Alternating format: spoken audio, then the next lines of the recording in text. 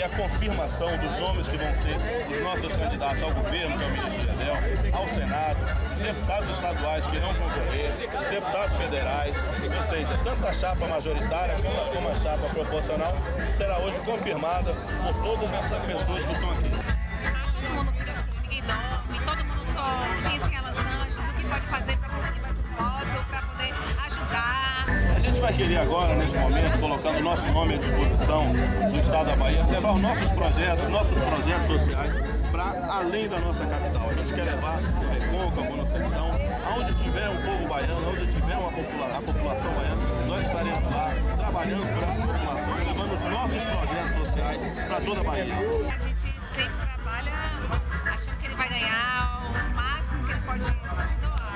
Eu tenho certeza que o ministro Gedel, o PMDB, vai ser o carro forte aqui no estado da Bahia. Agora, no cenário nacional, estaremos marchando com a ex-ministra Dilma. Esse ano ele tá Alan Sanches, pro trabalho continuar.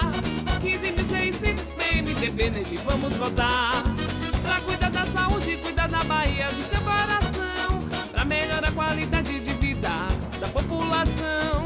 É ser médico amigo e tem um trabalho social.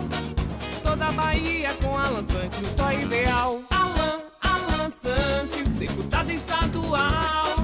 15.600, toda a Bahia no só ideal. Alan Sanches, pro trabalho continuar.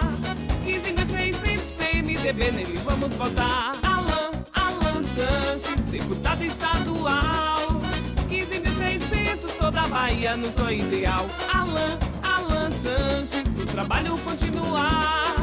15.600 PMDB, nele vamos votar. Alan Sanches, pro trabalho continuar. 15.600.